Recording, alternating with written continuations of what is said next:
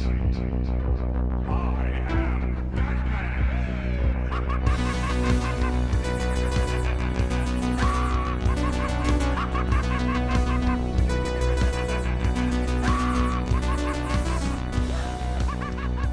everyone. Welcome to the BATTASS Podcast, the Batman the Animated Series show podcast where we talk about Batman Beyond. This is BATTASS Beyond. My name is Clay McCormick, and with me, as always, is Sean Murphy. How you doing, Sean? So, for the new Indiana Jones trailer, are we talking, is the Nazi stuff flashback stuff, or are we talking time travel here? I think it's possibly, based on the terrible title, I think there's a good chance it might be time travel. You know, I think if it's time travel, I'm already just gonna check out. Like, I can't even do it anymore, you know?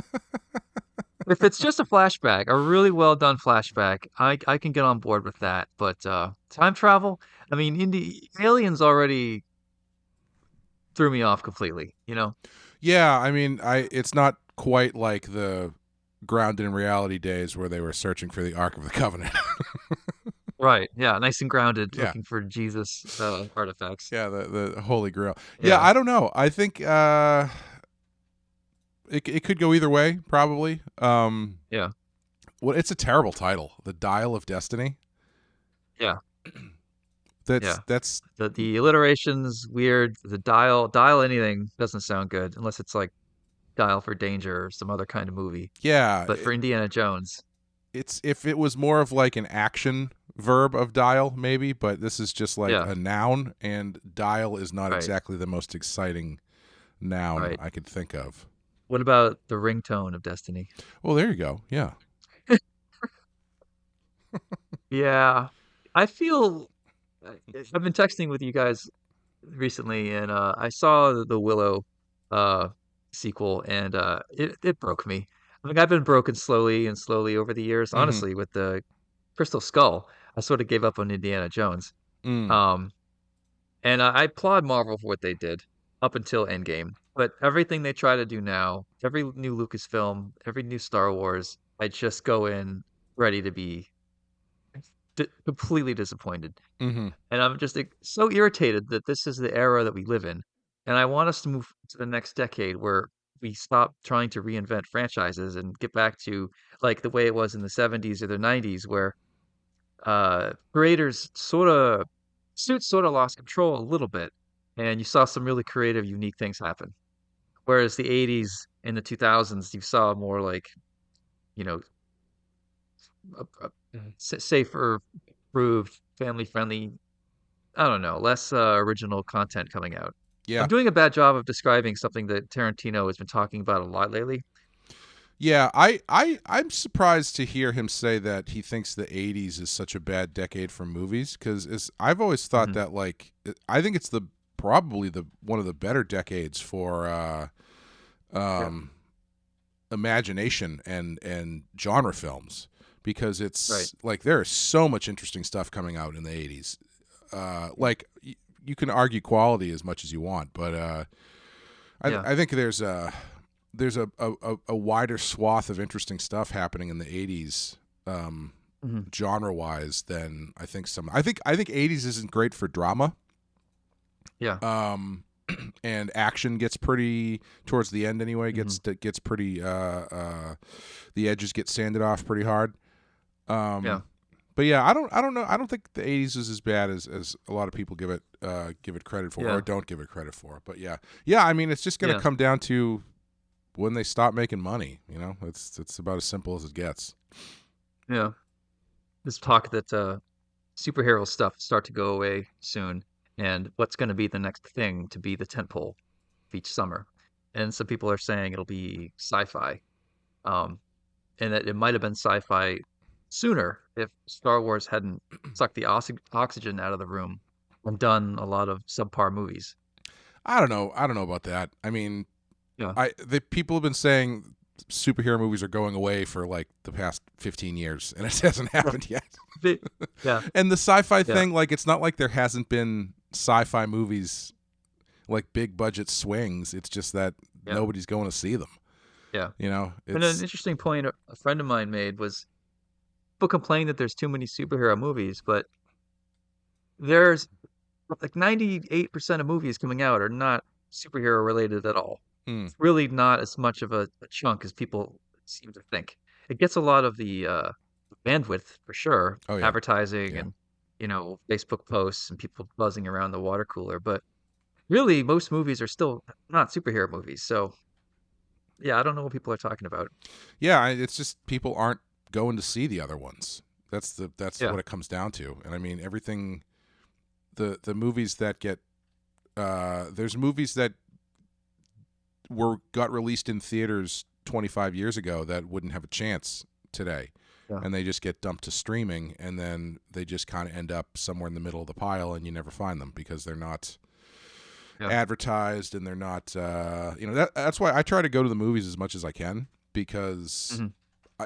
a lot of the movies that come out, I feel like I'm not going to remember to see them, frankly, unless I see Yeah, them in the theater, because once they're gone, yeah, they're easy to yeah. find, but it's like, well, then there's this other thing that I've been kind of wanting to watch, and then this thing, and so I So much competition now. yeah, so I try to see Yeah.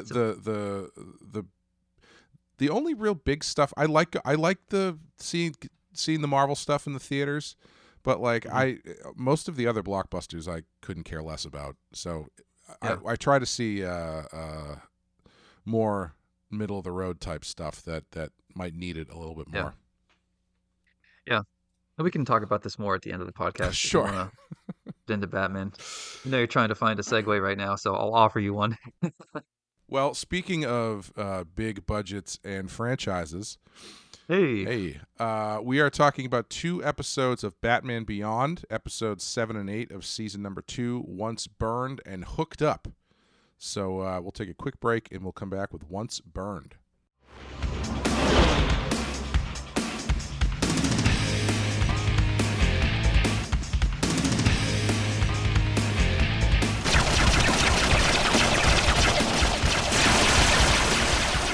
All right, Once Burned, written by Stan Berkowitz, directed by Butch Lukic.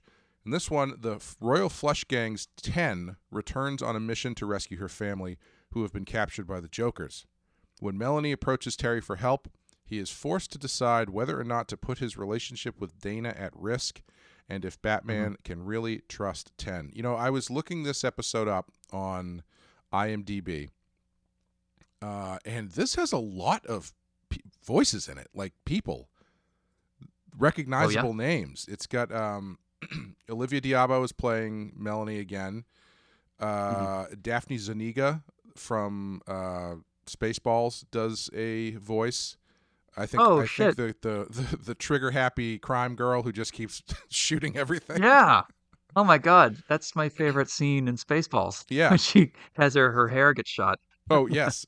George Lazenby is the king in the Royal Flush Gang. Sarah Huh? Douglas, who played Ursa in Superman 2, plays the Queen, or Melanie's mother. And Mm. there was a couple other people who I don't recognize their names, but their faces look familiar. Hmm. I'm surprised to see so many names in an episode that kind of like it again goes back to the thing that I keep wondering is, how do you get these people to do these shows that have like 3 lines in them? Is it a package, Yeah. but we don't have to Yeah. relitigate that. I just found it interesting. Yeah. Who knows, man? Yeah. I'd love to. Yeah. I mean, when you're recording, you end up saying a lot of things that don't get used, so they must save them in a file somewhere. But how do you access that? Like, all right, we need a bad guy. We need a known villain saying this kind of line. Who do we have saved? Who do we have? Ooh, there's a few lines from the guy from Ron Perlman or whatever that we never use. Let's just throw it in here. Like, was Ron aware that he was playing this character, or do you just have like a grab bag of things that Ron and other actors said that you can kind of quickly plug in? I Right. have no Yeah. idea. Yeah. Yeah. Yeah. Yeah. No idea. But yeah, this one's interesting. I think this is a pretty good episode. Um, Oh, really? Okay. yeah, I thought it was pretty good. I thought it had a lot of potential. I don't know how much of it they really kind of Yeah. follow up on, but I like 10 as a recurring character. She has kind of like a Catwoman kind of feel to her as far as her Yeah. relationship with Terry. Yeah. and makes him cheat on his girlfriend and apparently not care about it. But Yeah. Yeah. um, Caught that. does that mean that you did not like this one? I thought it was pretty middling, honestly. Yeah. I kept thinking about this would be a great opportunity to do a flashback episode with Catwoman. This is the second time we've seen this character, Mm-hmm. and the conflict that Terry's feeling is something Batman understands. So I would have written this as a let's go back and figure out what finally happened with Catwoman and Batman, and then use that as like a flashback story, and then Bruce uses that information to help Terry get over this girl or deal with this girl or whatever. Mm-hmm. I think that would have made this like a standout episode. Um, they This is the second time they've chosen not to do it when it's like I don't know. I just think that would be a home run. Yeah, I'm not sure about that. Because I kind of prefer letting the story with her and Terry kind of move forward on its own.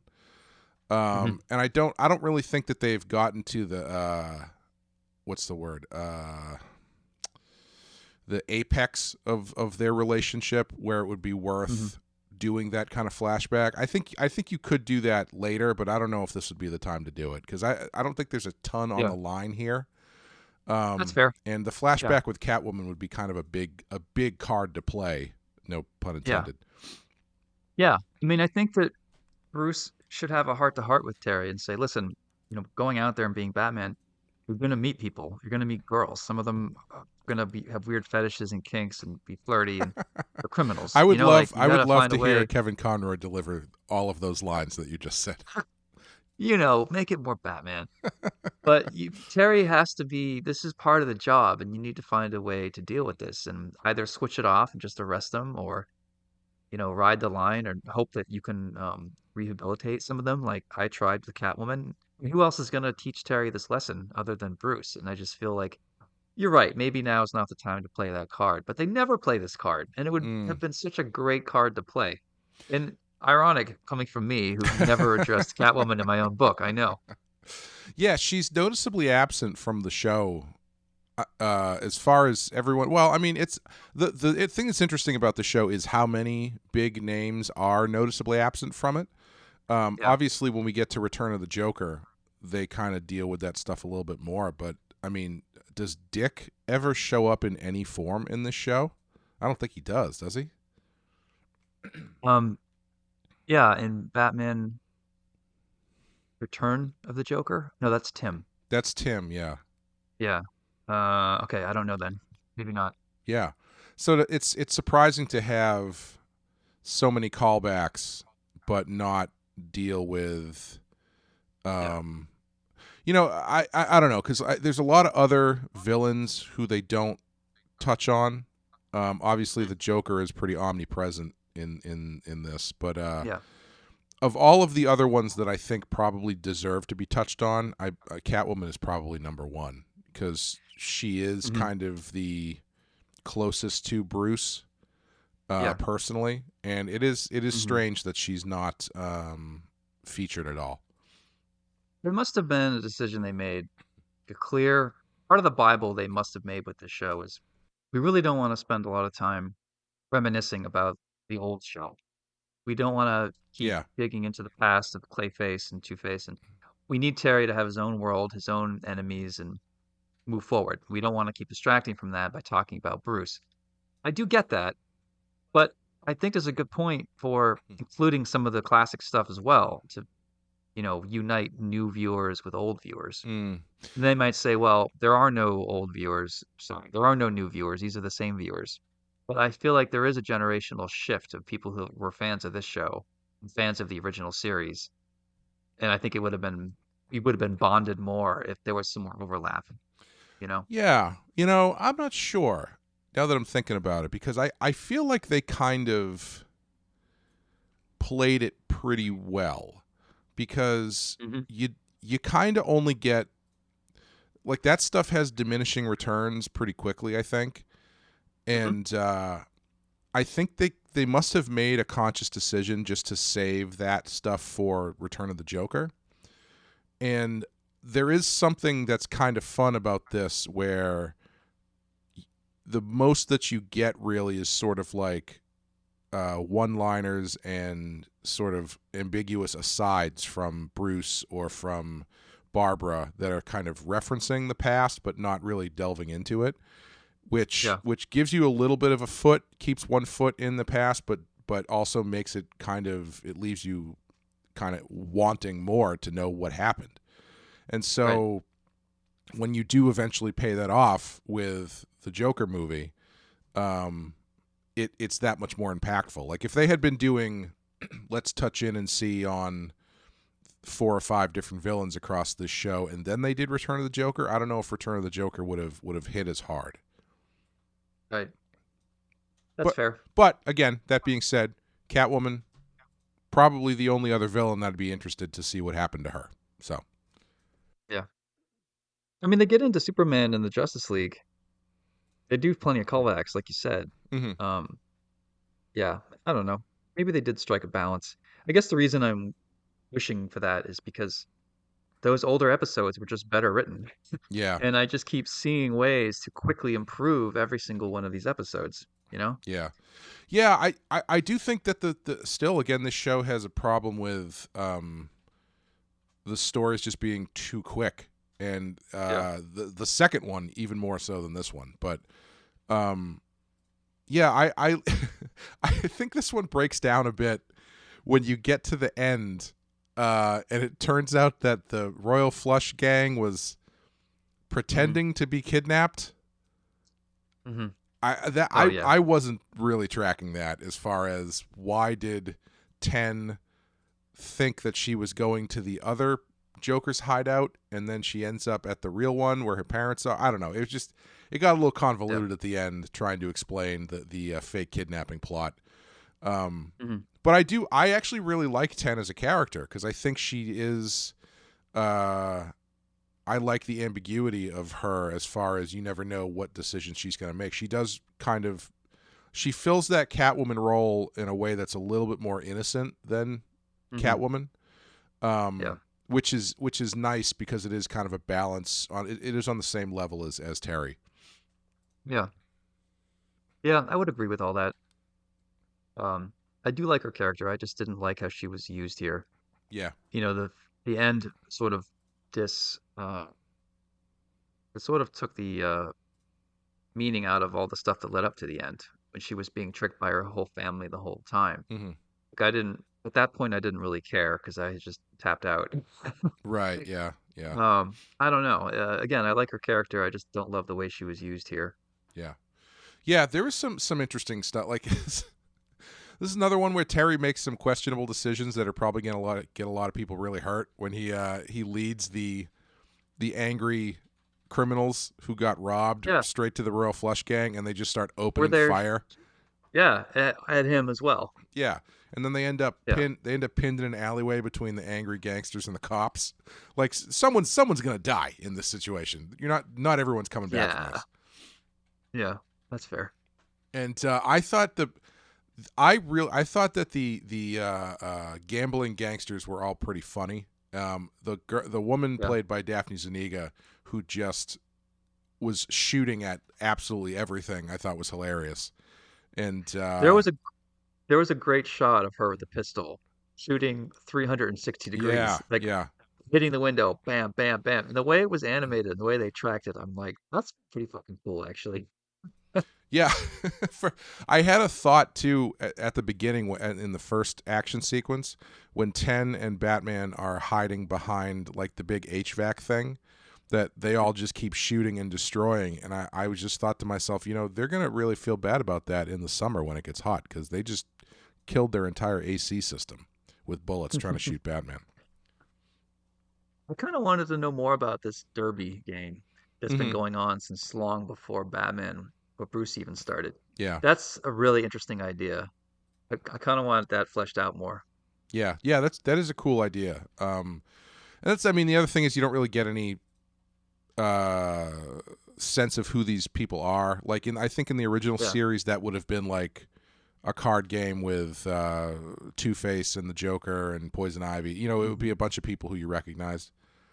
And this is they could have done a callback guys. to Almost Got Him. in some ways. Again, that keep wanting to put TAS into this series, which Yeah. I know is not what they're going for. But again, I would have liked to have seen that. Yeah, no, a lot of this seems like you would be happy if it was just a different episode. I, in a different show. Yes. Yeah, I keep describing changes that it's like, that's nice, but that is not the same episode at all. Right, yeah.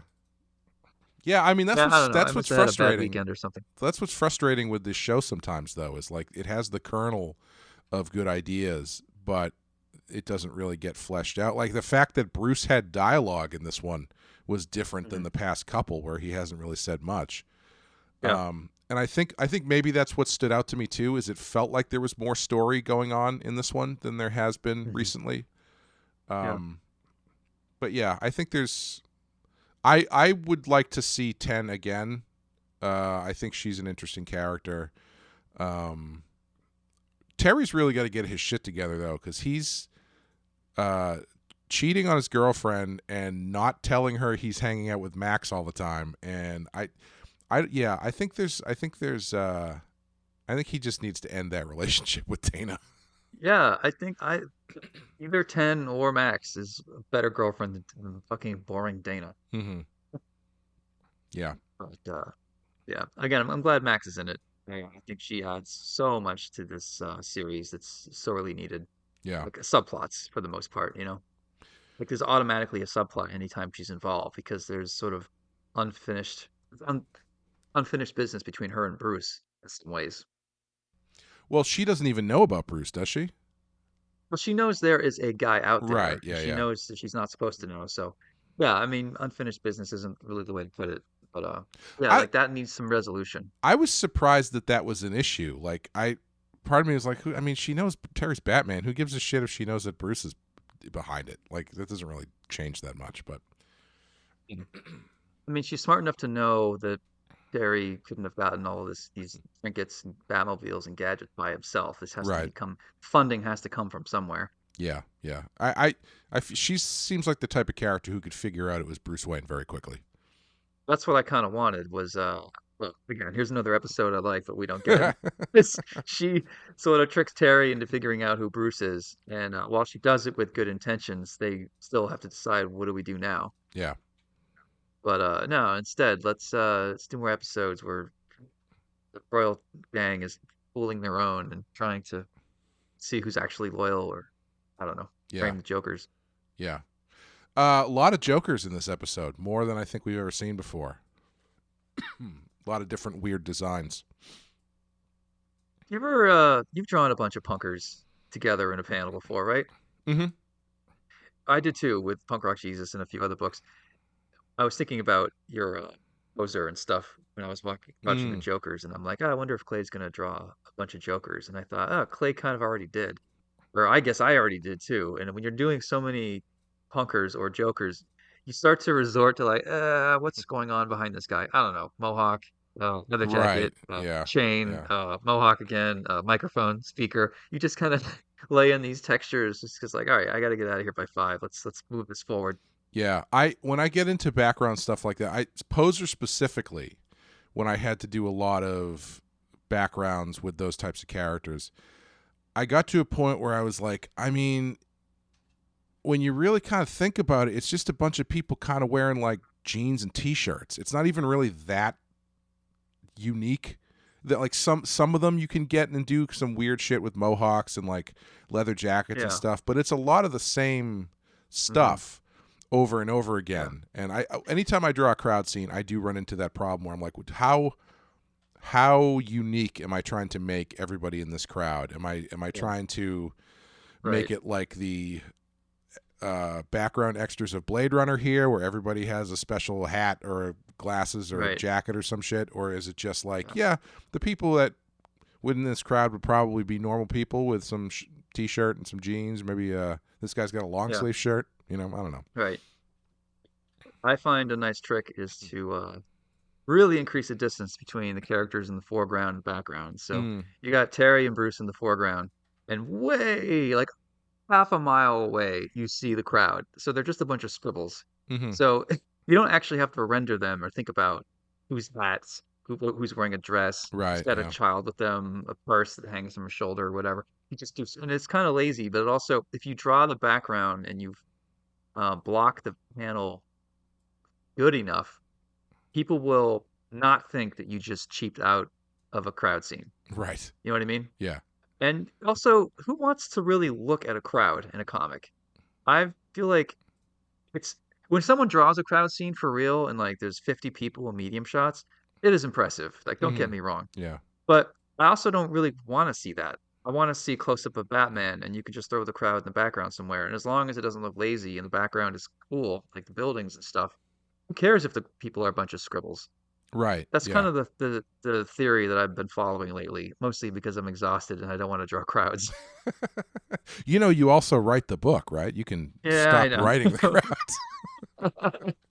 Yeah, why do I write myself crowd scenes? Fuck, this writer's killing me. Issue 8 of White Knight Beyond should be Terry and Powers fighting in an empty room in Powers Tower somewhere.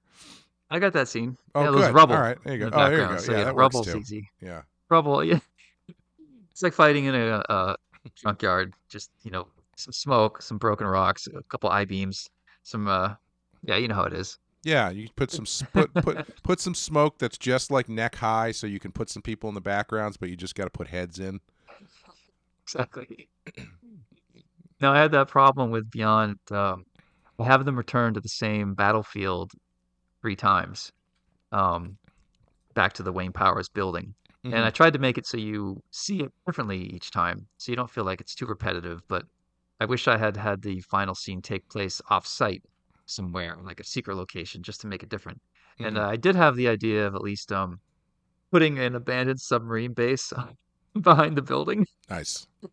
So the building goes way underground, and there's actually an outlet to get to the water. And you think of like a James Bond villain where he's fighting these guys in an abandoned submarine base. The Wayne Powers building's attached to that. So I thought, okay, well, part of my assault can be part of the team goes through the back, part goes through the front, just to make it a little bit more interesting and to play with the water feature. And I'm glad I did that because then it gave me the excuse to use the 89 Batmobile again and turn it back into a bat boat like I did in Curse. Hmm. So it all worked Nice. out. Nice. But I'm aware of that. Go ahead. I was just gonna say, does the final battle take place in a big mist cloud, so you can have across your 3 books an ice book, a water book, and a vapor book? Oh, man, I didn't think about that. Yeah, there's still time to add some vapor. Yeah, you put enough mist in there, you don't have to draw backgrounds at all. Yeah, I was rereading the Mignola Dracula stuff, and it's so amazing how he can imply mist by dropping the detail. Uh, Yeah, yeah. it's beautiful and lazy all at the same time, It's and I love really it. I wish I hard. could do it. I don't think it's lazy. Yeah, It's very difficult. Anytime right. I've tried to do that thing where it's like that the guys in the 90s did all the time, where it's like, well, this leg just turns into a bunch of horizontal lines that get further and further away.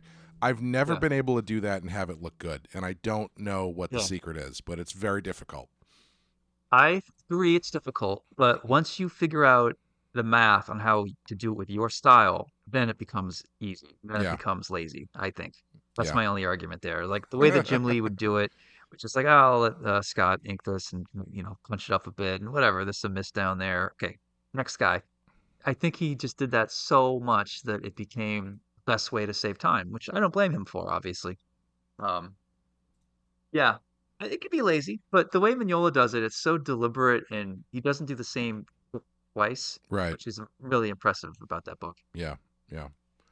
You got to work harder now so you can be lazier later, is what you're saying. I think about that a lot. When can I start phoning it in, and when will people start calling me on it? You know? Yeah, I don't think it's phoning it in. I mean, it's working No, no, no. smarter, I want to right? phone it in.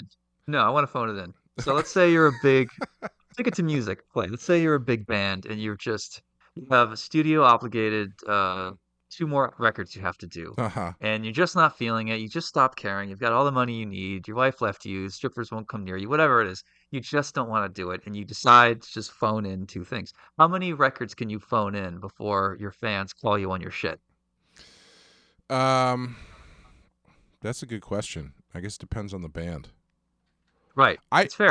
I think it's So if you're a punk rocker, right away. well, see, the thing is though, if those albums, as long as they have one really good song on them, then Right. that's it. That's all that matters, because then that one goes into the rotation, That's and fair. everybody forgets what else is on the rest of the album. Like, you know how many Right. AC/DC albums there are just in general? There's a lot of them. And most of them after Back in Black have like one, maybe two songs. Those two Mm. songs are fucking bangers and like all-time AC/DC songs. But the Right. rest of those albums are pretty forgettable because it's Yeah. just the same thing over and over. And, you know, you're kind of Yeah. playing in the Huh. same sandbox, and sometimes it works, but most of the time it kind of doesn't. But I think about Frank Miller is the evolution of the style, and I mhm, think my favorite Miller stuff was Sin City mhm, because uh it was some of it was he did the work, especially in the first two volumes, and then he consciously peeled away detail and used that hyper noir style in a way no one had really done, which is great. right. A lot of panels would seem lazy, but taken as a whole, as an artist, I totally get what he was doing, and I think it's amazing. The more he um, got away, after that, I think his style became more and more disjointed, and that's when I sort of tapped out. Mhm, It seemed like he wasn't caring.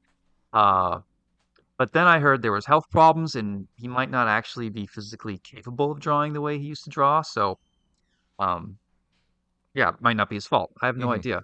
But I was trying to think like, when did people stop saying Frank Miller's an amazing artist? Yeah. Um, I don't. Yeah, probably. I don't know. I mean, again, it's all relative, right? Yeah, Um, yeah, yeah, because there's people yeah. that love that stuff. I'm not as big a fan of it as a lot of other people are or have been. Could Right, be. right. The one that took me off was Dark Knight Strikes Again. That was the one where I kind of looked Yeah. at and I was like, okay, I'm not Hmm. sure I like this. Going back and looking at it again, I feel it has Yeah. like it's got its moments, but Right. after that it seemed to get really disjointed, and Yeah. it has gotten better in the past few years. I feel like, I don't know if it was Hmm. his health or what, it really kind of Yeah. There was went off health. the rails. But Yeah. the stuff that he's Yeah. There been was health doing, problems. yeah, the stuff that he's been doing recently is it's better. It's not classic, but it's better than it has been. Yeah. Yeah. I would agree. Um. I think Oh. the peak for me would be Dark Knight, then 300. Ronin was good. Um, and then Sin City 1 and 2. Mhm. I think that's the high mark for me for Frank Miller stuff. Yeah, he's got such an interesting style trajectory. Because I mean, if you look Yeah. back at the stuff that he was doing on Wolverine, it's just so far and away from the stuff that he was doing on Ronin. You know, it's just like Hmm. he just was constantly evolving Yeah. in a really interesting way. Similar to someone like Sienkiewicz or something like that, who started out Yeah. with a very traditional kind of style and then found their own rabbit hole and just has been kind of going down it Yeah. ever since. Yeah. Yeah. Co-signed. Yeah. One thing in this episode that I noticed that I was hoping to see more of is when the police show up. I can't remember if we've seen these before, but they seem to have pretty cool looking police motorcycles.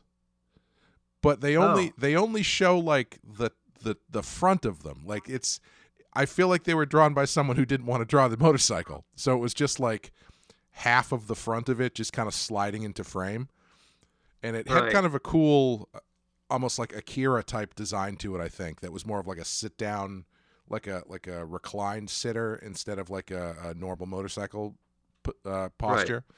But I could be just making up that in my head of things I didn't see. But Yeah. I'm looking online for it right now. Were there wheels on it or did it float? Was it like a speeder? I think there were wheels on it. Yeah. Okay. Yeah, there's nothing that's coming up. Hmm. Sorry I missed it. No, that's all right. What would you want to draw on this? I don't know. I I hate. Like, I tell you what, I don't want to draw is the poker The stuff. poker I table. already Yeah. explained why I fucking can't draw poker scenes. I do like the design of the girl in that scene though, with the Hmm. white streak in her hair. I think she looks cool. So maybe the scene of her opening fire in the window, maybe like a sequence of her doing that. 2-page spread. but you split each panel so they're nice and thin. So for each bullet, you see it shatter the window in a different way, or Oh, cool. Yeah. something like that. I don't know. It Yeah. wouldn't be as effective as animation though. Yeah. Yeah. What about you? I actually, not the poker gear, for lack of a better term, but I like that scene having all of those different kind of looking characters hanging around the same table, with like the low Yeah. light and stuff, and you could probably play with light and shadow. Yeah. Pretty. I mean, I don't know. Maybe it's boring. Who knows? But I liked the What would you different. give this? I'd probably give it a 3. I think it's a couple clicks away from a 4. Yeah. But I do think it has potential, and I hope they do more with 10 as a character as the show goes on, because she seems Yeah. pretty fun. Yeah. I'll go Oh, 3, but I'm the at a low 3. You are. the one Sorry, go thing ahead. that I was going to talk about is the ending. I was surprised at how sad the ending was. I thought, when he just throws the note into the trash without reading it. Oh yeah. They never even showed what the note said. Right? Yeah. Yeah, I was surprised that they did that, and it made me a little bit sad, because 10 seems to legitimately be a like kind of a character who's trying to figure her shit out, and There's no way Terry did not read that note. A hot blonde like that who makes out with you in your room when you're 17 years old writes you a note and you didn't get around to reading it. I don't know. No, Terry seems to be kind of shitty when it comes to women, so who well, knows? Maybe he did just throw it in the trash. thought you were going to say that he was a man of conviction, which I would fire back. Why did he make out with her when he had a girlfriend? Oh no, I don't think he's a man of conviction at all. No. Yeah. So 3. Did you say 3 as well? Yeah, but I'm going like the low 3. Yeah. Yeah. That's fair. All right. We will take a quick break, and we will be back with Hooked Up.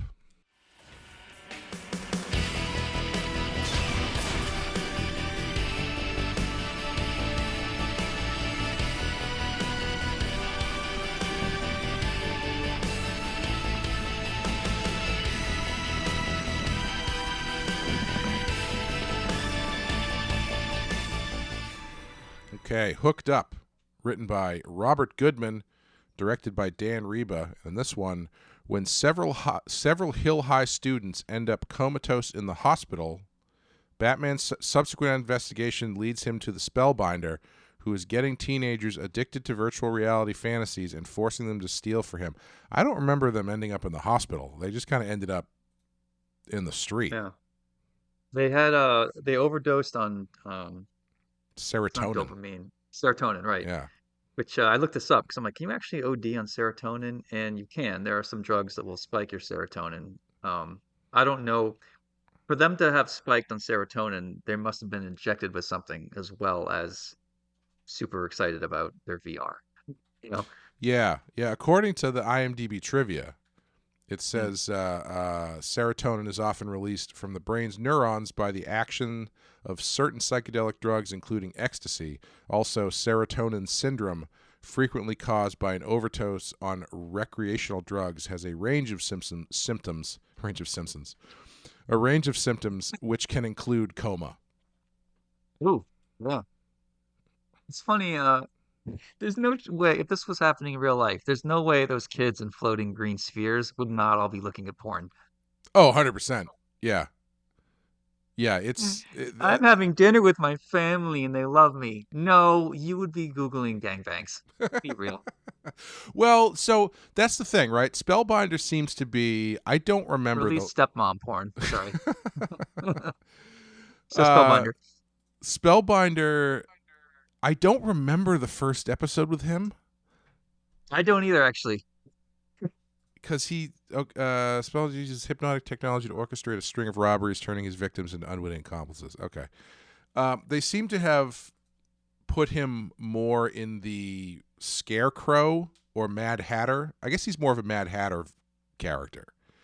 Yeah. And the thing that's interesting about this one is that I feel like the traditional route to go with this is that at some point Terry ends up in the machine. Mm-hmm. And That's so, what I was expecting. yeah, you get some sort of like weird tripped out Yeah. Batman hallucination where it's him fighting with his two halves or something like that. Yeah. I thought for sure he was going to put him into the thing and he would be frozen, living a nightmare or whatever his greatest fantasy is. Maybe Bruce's approval or Ace lets him pet him or something.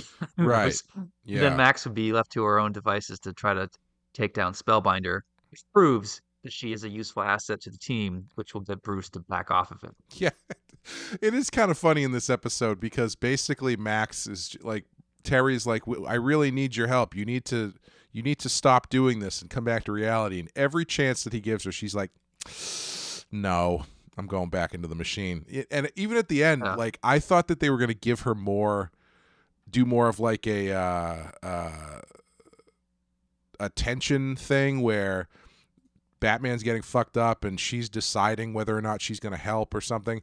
She just goes right for that machine to the point where when she came back at the end to save him, I was legitimately surprised because it did not look like she was going to do that. Yeah. Yeah. You could tell that there's that addictive aspect to it and she's not acting as she normally would. Yeah. She just wants another taste, like obviously like a drug user. But yeah, I think they could have dialed it up a little bit more here and there. Like, I did like this episode. I am going with a 4 on this, but yeah, it's too bad they came close to having something really interesting here. Yeah, I think it's a nice Max episode because you do get to. I guess maybe that's why they didn't do the thing with Terry because like we kind of know what Terry's deal is. There's not a lot to not a lot of his internal struggle that we're not already familiar with. Whereas we don't really know anything about Max, and so to get some of those scenes with her and her family, it gives her some nice character stuff to do. Yeah, I was impressed with like, oh, they went against type. She's an African American girl, but they had her come from a wealthy family where they eat dinner together, and there's honor society, and the parents love her. And then I'm like, oh no, they went to the racist stereotype of her parents are never around. And she lives with her sister. Okay. Yeah. They can't all be Ben Sisko, I suppose. I thought the girl who was having the fantasy about being proposed to in the carriage by the guy who's a manager at like McDonald's was pretty funny. Yeah. So when you first see that carriage and horse and carriage come around the bend, literally, you're like, what is going on here? Because this is the future Gotham. Like already I'm kind of lost. And then you see this fast food manager. And it's a question of, oh man, why is he proposing to her? And then it's like, wait a minute, why? This is her fantasy. Why does she want to marry him? Yeah. And it immediately becomes the most interesting scene in the entire episode. Yeah, I had a lot of questions about what her situation was, that her fantasy would be such a low bar compared to the first dude who's like the greatest pop star in the world or some shit. I guess success and happiness is different for everybody. Is the theme. Right. Well, the first one, the kid in the that's basically Guitar Hero right there. Which, kind of. Was that out when this was made? I don't think so. I think Guitar Hero was a number of years later. Right. But we all knew we wanted to fantasize about being rock stars. So. Oh yeah, everybody does. Yeah. Not that much of a leap. When I looked up the IMDb on that kid at the beginning, I thought this has to be some famous punker doing his voice. Has to be like Ian MacKaye or someone from, Minor Threat. And it's not. It's just some voice actor that's done a bunch of little things that you've never heard of. Mm-hmm. Yeah. But considering they get like Henry Rollins and a few other rockers to come in and out every now and then, I was like, why wouldn't you give that kid some famous voice behind him just for a hot second? Yeah. If you catch them while they're walking down the hall, pull them in and do. Hey, Henry, come here. Yeah. You guys won't let me leave. Yeah. I like the character stuff in this one. I thought Terry was being kind of a dick to Max in this one. I kind of liked it a bit because it starts out with Bruce. It starts out with Terry kind of warming to Max's involvement, and then he brings it up with Bruce, and Bruce gives him a hard no, and then he basically takes that and just that's what he goes with her from that point on, where it's a hard no. Which is, I think, is interesting for him as a character. He didn't seem to be like struggling with that too much, but I finding what to do with Max on his end, I think is a Right. pretty interesting story for him. To make this episode a 5, what we need to do is make it an entirely different episode. Um, As but always. yeah, as always, my critiques. I kind of wish there was a scene where, because when she spoke to Bruce, uh, through the, what was it? Oh, she spoke to Bruce because he heard her voice in the Batcave, right? Yes, I think so. He wasn't in the car, right? He was in the Batcave. She said like, whoever this is, blah blah blah blah. Right. Yep. So I think that he should be very much against Max's involvement, which is stupid because she's already involved. There's no way to uninvolve her at this point. Bruce should have figured out a solution here, but whatever. Well, What if Terry got all Bruce does is get people involved and then tell them they can't be involved. That's his entire that's his entire MO since the first Robin showed up. and he's not getting any better. But what if Terry was incapacitated and Bruce had like Max got in the Batmobile and Bruce reluctantly allowed her to drive it, like unlocked it basically. Mm-hmm. And he needed her help in rescuing Terry. And then by doing so, she proved her value to the team. So she can sort of be like when Barbara Gordon was in a wheelchair. Oh, Oracle? Yeah, she could be kind of like a walking oracle. Yeah. Yeah, I think that's a different episode. Way better. But I wonder if they don't do something like that in the near future with her, because that does feel like the way to get her. The obvious way to go. Yeah, to have, because I mean that's what it needs. Is it needs Bruce's approval. At the same time, though, I kind of like the fact that he's kind of working with someone else on the side. I don't know how long he can do that. I like the dichotomy of it where he's working with Bruce, but he also realizes that Max is necessary, so he's kind of keeping that from Bruce to a certain extent. Yeah, he's finding his own way of being Batman. Right. Yeah. Yeah, exactly. I like that. But yeah, this is another one where the ending is so abrupt. Like they beat up Spellbinder. And then they like cut to Terry and Max, and he's like, "Well, crazy shit happens around here," and like, boom, that's the end of the thing. There's a news report saying that all of the people who were poisoned by the VR are going to make a full recovery, and Terry's like, "That's crazy, huh?" Anyway, Tuesday, right? And that's the end of the episode. Yeah, they really squeezed the last bit in. You think there could have been something they could have trimmed earlier on to not make it feel so jammed up. But I often have the same problem with my scripts, so I get it. It's unavoidable sometimes. Or maybe you're just not good at planning. Yeah, I think I think this series is just like kind of the guys who are doing it are finding the things they enjoy to do or something and just leaning into that. Like I feel like there's a lot more fun in that scene where the girl gets proposed to by the fast food manager. Like that would be the first thing I would say to cut if you needed more room. But it's a really fun scene, and it's probably more interesting than some of the other stuff they could have. Like it's definitely more interesting than the fight scenes and stuff. Right. But you got to keep that stuff in. So I don't know. Yeah. Maybe it doesn't really matter that much, but right. Yeah. It just makes the stories feel a little unresolved when they do that. Right. Yeah, I totally agree. I mean, it fits with the fast nature of the show. The whole thing is like a quick song, a quick punk rock song. It just ends. It's like, oh, okay, I guess the episode's over.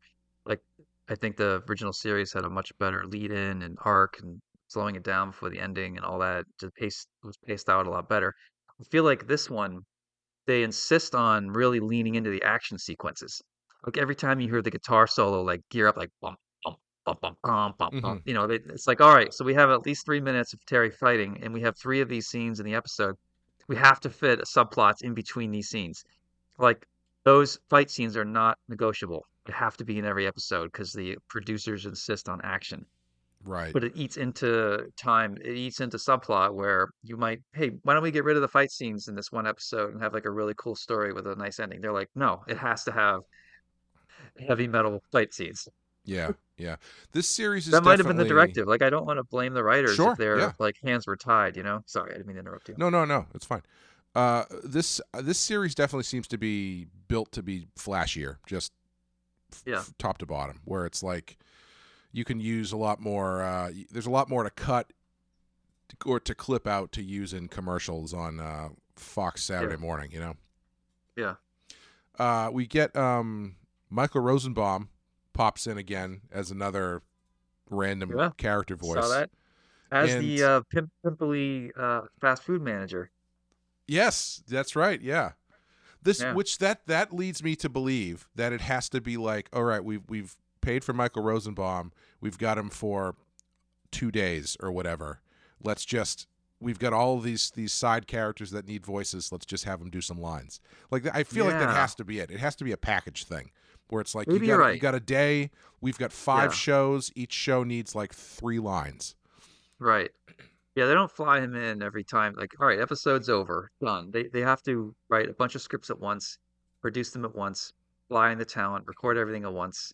Like we were saying last time about Kevin Conroy, like his total Batman recording time might only be like 2 entire months out of his entire life when you Right. when Yeah. you really jam it all together, Yeah. Yeah. He probably did more work on the video games than he did on Yeah, this show at least. I mean, the other show probably a lot more, well, but guaranteed.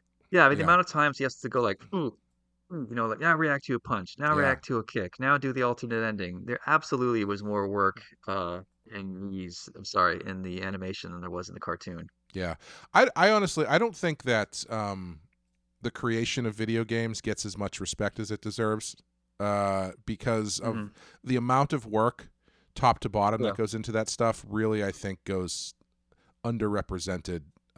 yeah. Because I remember when the Ghostbusters game came out 10 or so years ago, the one where it, for all Oh, intents and yeah, purposes, was a Ghostbusters 3. yeah. I saw an interview with either Ramis or Aykroyd where they were saying how much more difficult it was to write that than to write a movie because Oh, they wow. had to write so many different versions of the story. And I'm sure they probably weren't writing there were probably other people doing it too, but they had to write so many other things, so many things other than just the main story.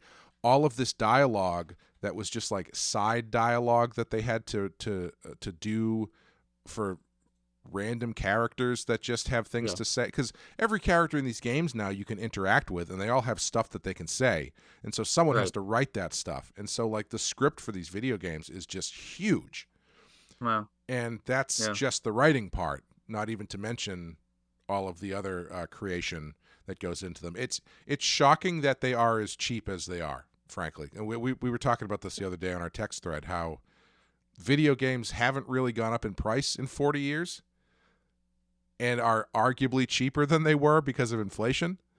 Yeah. Because video games when I was a kid were $60, and most of the time Yeah. video It games was, now are $60, and it's yeah. When Super Nintendo came out, everyone was shocked that it was like $55 per game, which is generally what it costs now. But $55 back then is like $40 now, or something. uh, flip that. I think Sorry. it would be more now. 55 back then would be like 75 Yeah. now or something like that. Sorry. Right. Yeah. But Right. yeah, it's crazy. The amount of time and work that goes into those things is Yeah. nuts. Yeah. Yeah. I feel that way about comics too. When Oh, sure, people 100%. Yeah. review my stuff, like I don't want to play the smallest violin here. As I realize I'm a one percenter in comics and I should be lucky to have everything I have, and I am. But to like kill yourself on an issue, every single line of dialogue, every page turn, blocking out each panel, how many lines in the bicep, is the facial expression correct, off the page, like the amount of effort, it's just all encompassing. Someone will blow through it in 15 minutes and just give it, 4 out of 5 stars, which is a decent review. It's just nobody can understand how much work goes into a comic unless they are professional themselves. Um, but you could say that about anything, I'm sure. Yeah, I think that goes. I mean, especially creative Yeah, things. That's why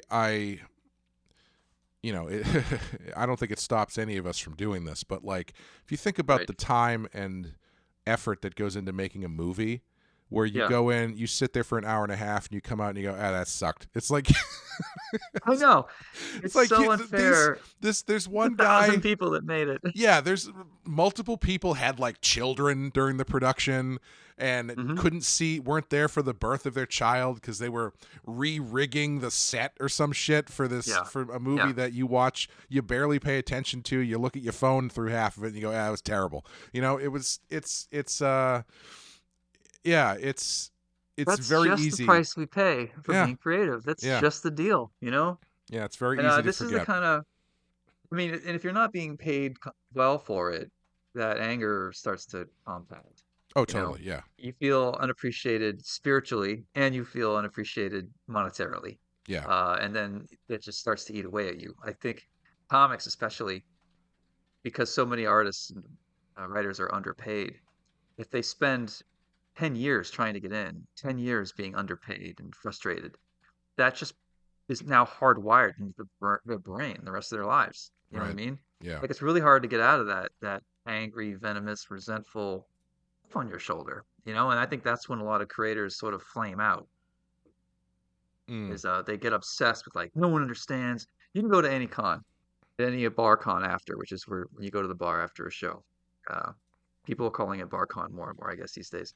But you guaranteed 80% of the conversation is generally going to be these things are so fucking hard to make. Why doesn't anyone seem to understand that? That's generally what most of the conversations boil down to. And they're not wrong. But, the other point of view would be comics are competing with a lot. Video games, movies, you could argue that we're kind of on borrowed time here. Maybe you should just be thankful that you're getting paid at all. Mm. You know? I mean, you chose to sign up for an industry that some people say is going the way of the dodo slowly, and I don't know if that's true or not. Um, yeah, I don't know how bad we're supposed to feel that you decided to get into doing funny pages for a living, and surprise, surprise, that it's not exactly the perfect industry that's filled with money and fame like you thought it was, you know? Well, I think the same thing goes for. I think music is going that way as well, where like Yeah. music isn't. Uh, this sounds bad out of context, but follow me here. Music isn't Uh-huh. worth anything anymore. You Right. know, like it's so easily disposable because of stuff like Spotify, where Right. you can people. What I guess what I mean is people don't pay for music anymore. Like you don't go. Right. People aren't going to the store and buying CDs. They're buying vinyl Hmm. because people want to have that feeling of something tangible and substantial that they can Yeah. own. But I mean, the reason that concert prices are so crazy high is because nobody buys music anymore, and so You these have to be. Yeah. yeah, the bands have to jack their prices way up, and so it makes it that much harder for the people who are Hmm. haven't broken through yet trying to Yeah. do anything because it's difficult to sell stuff online. That being said, there's plenty of people who can do it and do make a living off of it. So I think just like comics or any other creative thing, it's Yeah. it's not as lucrative, but Hmm. you need to figure out how to be a little bit more savvy about it Yeah. instead of just expecting to go down the same road that people went down 25 years ago. Yeah. Yeah. I feel like for the last few years, I've been banging my head against the wall, trying to wrap my mind around what I've been feeling in comics. And I'm frustrated. And when you're frustrated, it's not always easy to pinpoint exactly why you feel this way. And Hmm. um, I think I started to crystallize with me the other day when I saw this interview with James Cameron, uh, who is notoriously prickly, Hmm. definitely has an ego about him, but you can't deny that he's had some banging hits. Oh, sure. And he's able to move technology forward with willpower in ways that most directors would not be able to do. Mm. And I felt very much a kinship to him in some ways. Like, I'm sort of going through my James Cameron um, troubles in a way right now too. It's like pushing against the studios. I'm trying to get this done. The studios don't get it. Trying to move the industry to a new place. You're trying to suggest X, Y, and Z, but you know, people around you aren't seeing your vision. They're people dragging the industry behind, and they don't seem to know it. And your attempts at um, motivation and innovation are met with sort of like laziness or dismissal or hand waving by powers that be. Mm. And I'm describing a lot of very vague sort of ideas here, but I absolutely feel that way similarly to how James Cameron felt. Um, I'm not saying I'm a visionary like him. I would like to be, but when he and I both die, obviously one of us will be remembered more than the other one. Um, but yeah, I think that that's what's frustrating me is where and the reason I guess I got onto this point was talking about your art isn't really worth anything. And I know why that's can be seen as an outrageous claim. But technically, you could argue, your music isn't worth anything because you're not really paying for music anymore. You're paying for a subscription. And then people who make money on music make it by touring and doing it the old-fashioned way. So Hmm. take your point. Like I can see why some people would be offended by that, but I get what you're saying. And in a similar way, I think comics comic art isn't really worth anything sometimes, or Hmm. comics aren't really worth anything, which is outrageous. But the best argument I have would be, well, they're worth something because they get to be made into movies and video games. They get to generate these other forms of the medium, like pajamas and, like I said, all kinds of other things. But the comic industry itself isn't really worth a whole lot, and it's very disposable. I mean, comics were made to be rolled up and thrown away. That was our beginning, And yes, Yeah. now we try to convince people to save them. And we like to insist that they're going to go up in value, and we create a spectators market, and we're sort of changing the game a bit. But yeah, I've always struggled with my own career, picking this career. Like, is this really a valid endeavor, or is it sort of silly and childish? And that's always something that I'm going to be struggling with. And yeah, I mean, calling it childish is disrespectful, but comics were made for kids. By definition, they are childish.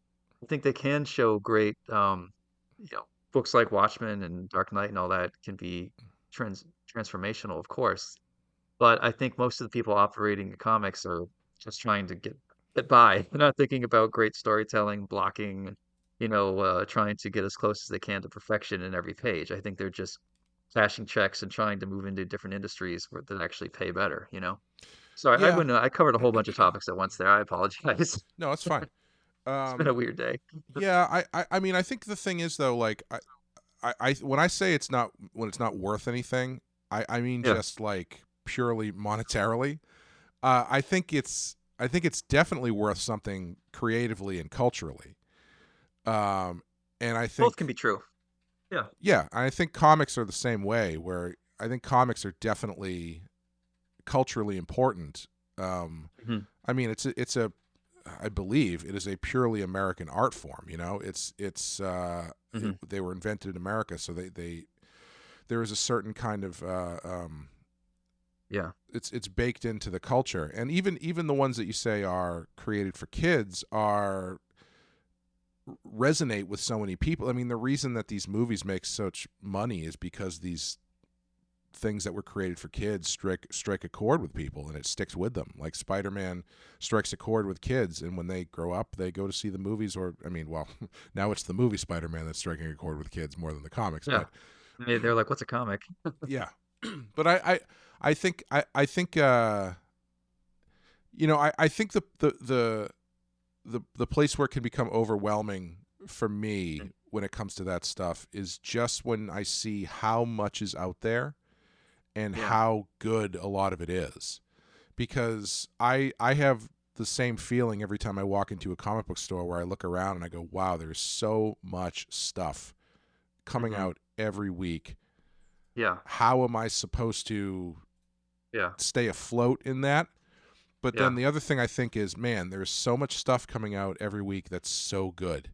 Like, I would say 90% of the comics on shelves are just really good. Like, the talent level that is working in comics right now is, I would say, arguably the best it's ever been.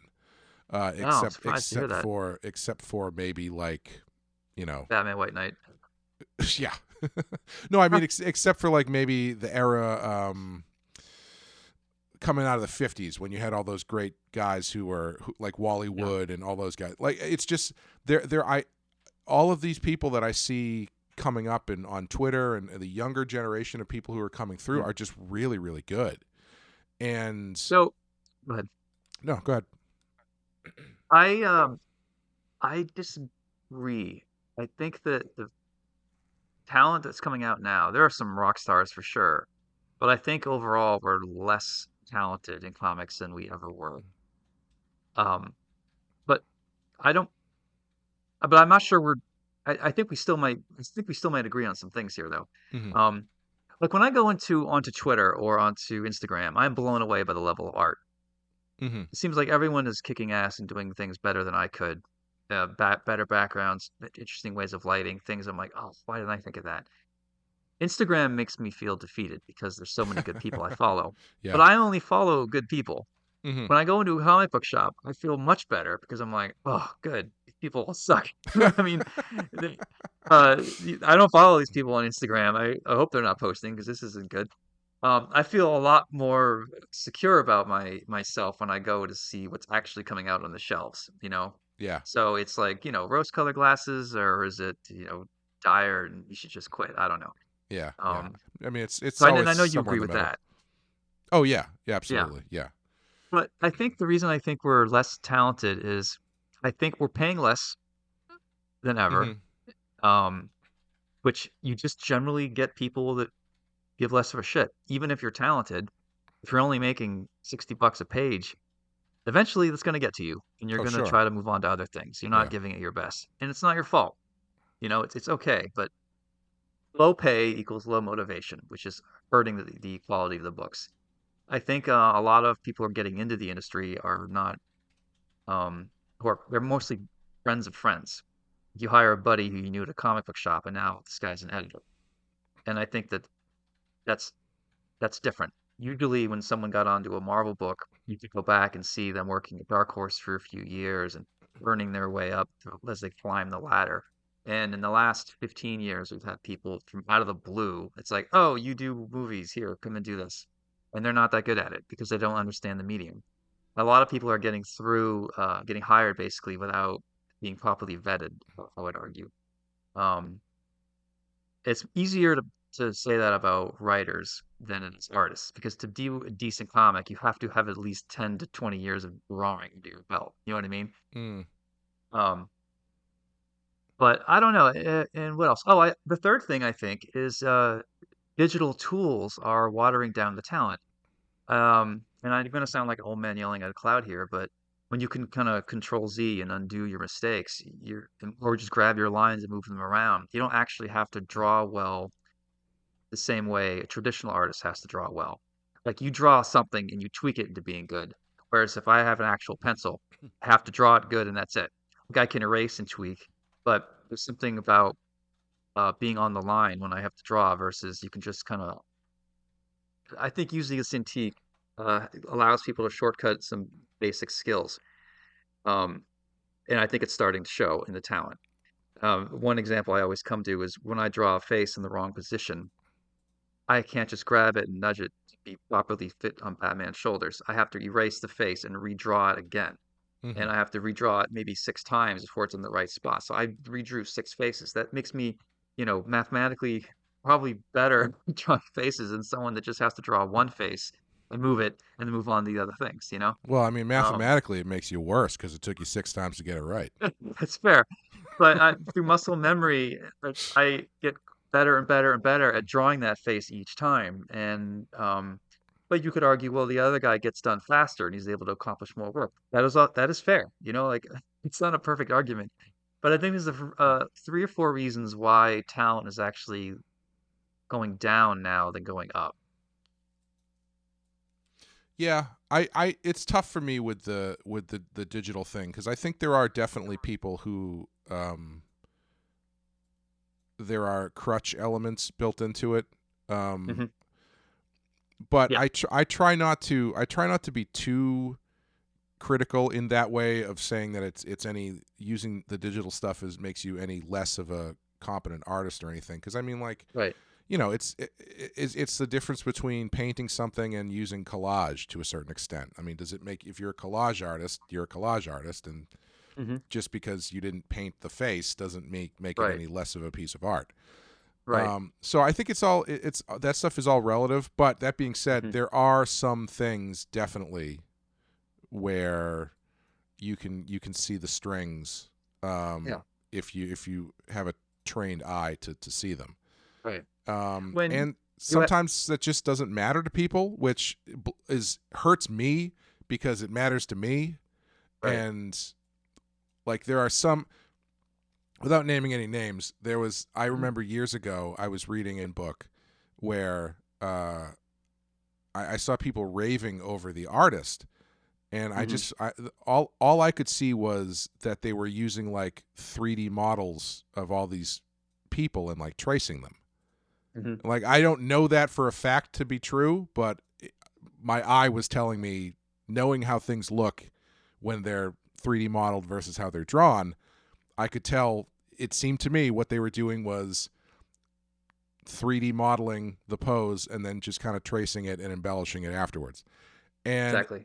that's Yeah. the kind of thing that bothers me because I don't do that myself. But Mhm. I mean, if people like it, they like it, and if it sells books, Yeah. it's art's very malleable in that way. Right. Um, but there are some things where I do think it's a little egregious in some places. I've always Yeah. said, like, if you trace it, I don't give a shit if you trace, but you got to put your own spin on it. Yeah. Neil Adams. I was talking to Neil Adams once. The one time I ever talked to Neil Adams. I thank God I never brought my portfolio to show him. I came with an actual question, and he was at a convention, and he had all these drawings of actors and stuff, like portraits and whatnot. And I said, "These are so great. Your likenesses are so good. How did you get them so good?" And without missing a beat, he went, "I trace." And I was like, "What?" And he's like, "Yeah, I trace them." And then he said the thing that stuck out to me was the thing he said after it was the thing that people are paying for is your mistakes, because that's what your style is. Your style is the mistakes that you make when you're trying to photo render something. And so he's like, what is the bad thing about me tracing this if I'm just going to make my mistakes on top of it anyway when I finish it? And that's what people are paying for. And I was like, I can't really argue with that. Yeah.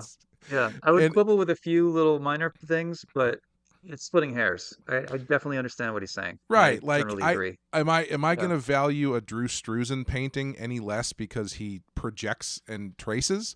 Because it's not Right. really tracing, it's Right. I would say it's guiding for him more than anything Right. else. And so Right. it's all so subjective when it comes to Right. that stuff. But Right. everybody has their own Right. what's standards and things that apply to them, and Right. they apply it to the things that they take in as they will. Right. Yeah. Well, I I used to think of it this way. There's you used a word like 5 minutes ago that was really good. It was like the um, shortcuts. You had a different word for it though. Inking, digital inking, or digital art gives you shortcuts and uh, Oh, like a lets you. crutch? Thank you. Yeah, there's a lot of crutches there. Yeah. Um, and I feel like, all right, when I draw, I used to think I want to be as hardcore as I can. I don't want to trace anything. I don't want to reuse panels. Mm-hmm. I want to, if I have to draw Paul McCartney, I don't want to trace his face. I want to look at a photo and draw it and filter it through my brain. And I want to do that as much as I possibly can within every single issue. Mm-hmm. I don't want to use models. Like I don't want to cut and paste, anything. Like I think that is the most hardcore you can be. Um, if anyone who is more hardcore than what I'm doing, they're killing beavers and making their own brushes at that point, you know? If you really want to like out to go as more raw than where I'm approaching art, then you're gonna have to make your own tools at the same time. Like that is granted more awesome, but that is also insane. So that's like that's the craziest you could get as far as being hardcore. And then you Mm-hmm. get to traditional artists like you and me. And every now and then you and I may be like, oh shit, you copy and paste a panel, you sort of reuse a face. You don't take time rendering Paul McCartney like you should, and that's when the quality starts to go down. And That's you fine. should That's just going to always happen. take time to render Paul Right. McCartney. But when you get to drawing a car, or other things, like other artists will use just cut and paste a model of a 3D rendering of a car or a Hmm. gun, and bam, put it behind Punisher, or put the gun in Punisher's hands. Now, if you were a reader and you don't care, you don't care. That's awesome. I care because I want to see that gun and that car rendered. And there's so many tricks and crutches now that Cintiqs are giving artists that it's letting them get out of class early. Like you should have had a class where you needed to learn how to render a car and draw a Hmm. wheel, but you skipped that class. You skipped the class about guns. You skipped the class about ellipses. Um, you're moving the camera around, so you can't decide your composition. So you skip the class about breakdowns. And if the final product looks good, then it looks good. But I know this craft well enough where I know that you're skipping out. I can tell that you're cheating. Hmm. And if you don't care, you don't care. That's great. Like I'm really not trying to make anyone feel bad. I work with digital artists. I hire digital artists. Um, but I know when I throw a World War II story at Klaus Janson, he is gonna hit the books and find the right tanks and render them his way, and unlikely he's gonna trace anything because he is that good. If I throw some of that at the younger artists, they're gonna sweat over, oh shit, how do I find that tank on like squid.com, whatever 3D rendering program. Hmm. Like they have to build their sets ahead of time. If you ask them to do a quick panel of people hanging out by a water cooler, you can't just whip that out like you and I can, or like Klaus Janson. They have to actually go into a model farm, find the right water cooler, download it, move it into the right perspective, and build it. It's going to take them a lot longer, whereas you and I can just crank it out. And I think that's where the shortcomings are involved. And I find myself writing scripts more easily for artists who I know can't handle some of the stuff that I would have thrown at Klaus Janson. I Mm. think that's the toll that this stuff is taking. Yeah, interesting. Yeah, But as people are being paid less, and they certainly are, of course they want to work faster because how are they going to survive? right. Totally valid. Absolutely, I understand. If you want me to snob out about art and why I think it's slowly getting degraded, that's why. But I'm not blind to the realities of it. You know what I mean? Yeah, yeah, yeah. I think I would sum up my thoughts about that stuff by saying Eddie Van Halen never learned how to read music. Mm. So Hmm. take that What? for what it is. Why don't you explain that, actually, before I let you off the hook? What the fuck does that mean? It means that.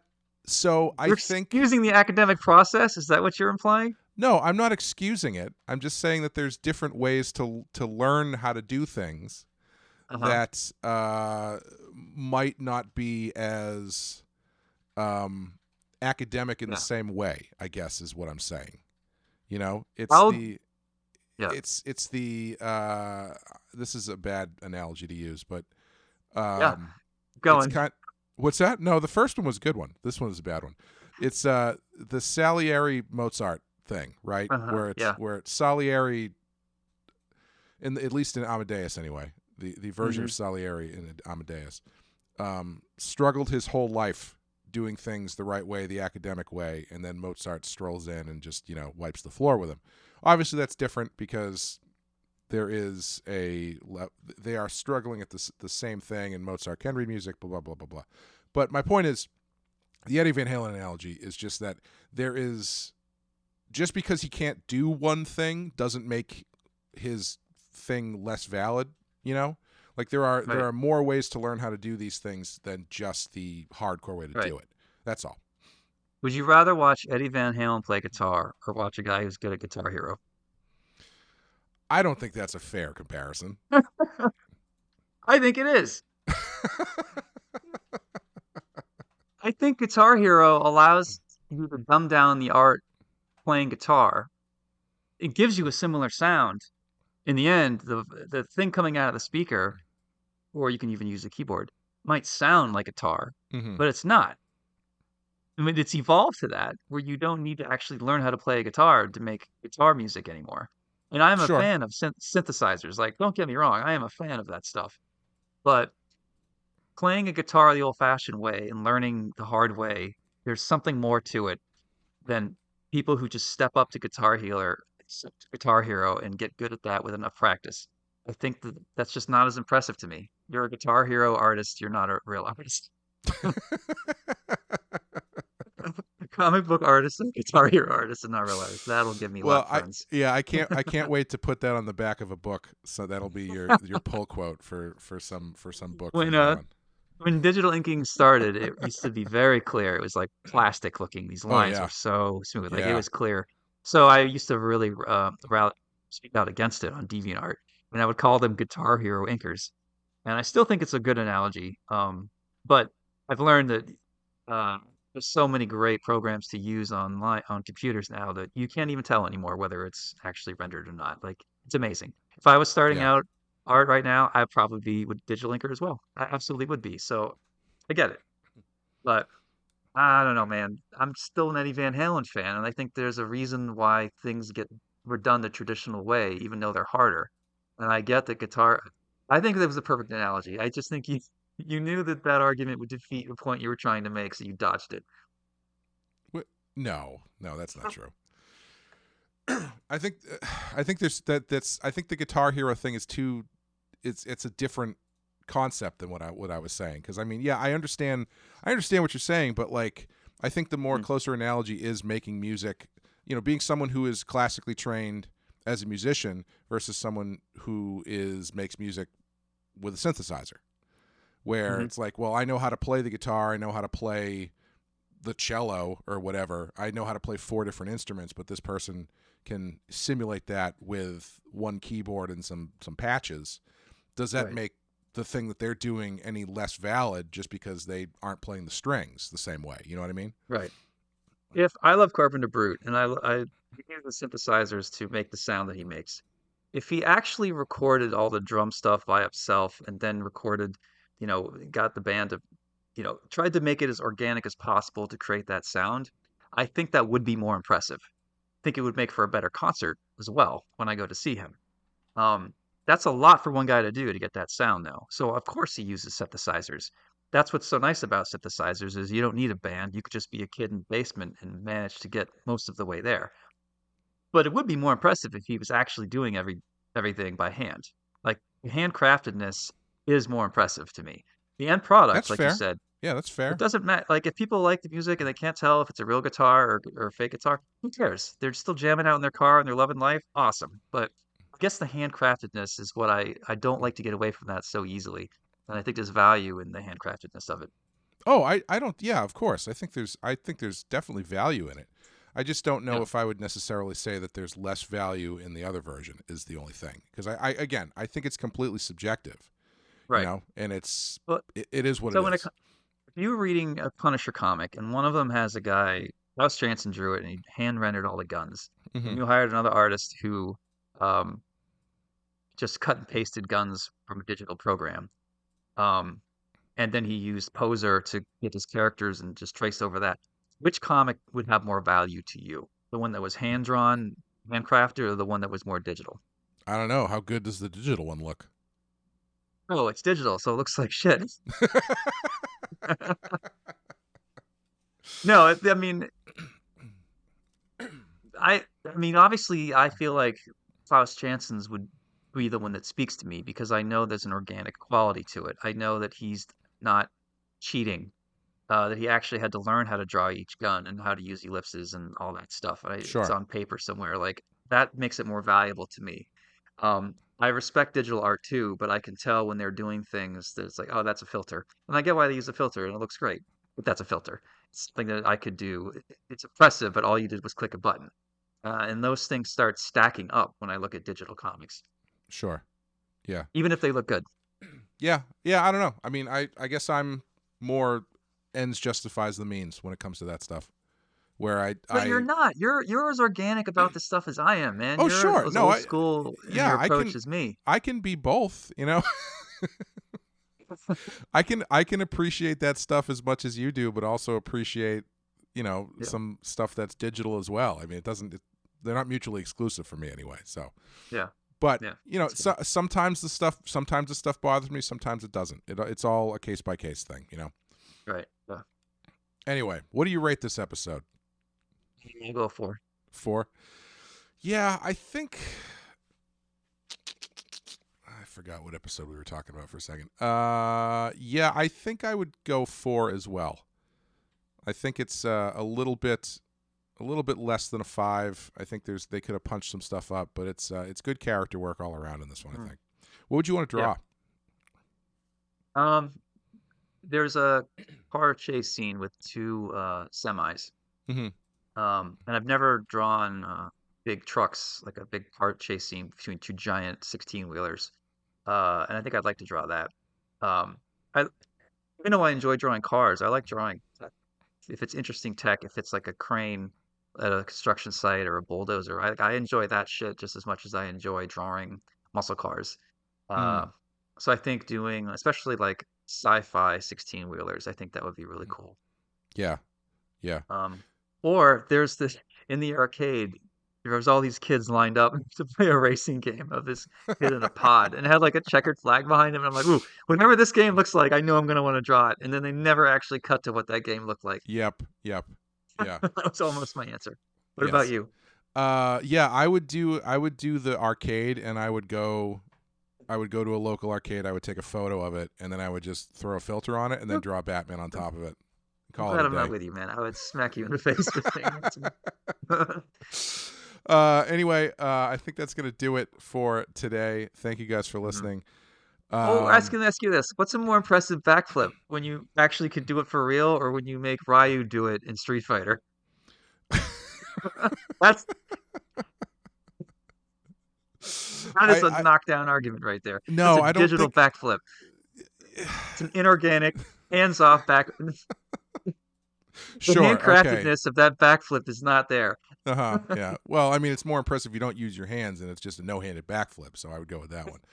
So it can't be a handcrafted backflip if you really want my attention. But you win this round. It's the same reason I find wrestling more impressive than UFC. It's just all fake punches, and they look better than the real ones. So right. Anyway. Ooh. Okay. Well, we don't have time to argue over that, so I'm going to let that go. Thank you guys for listening. We will be back next time with rats and mind games. See you guys later.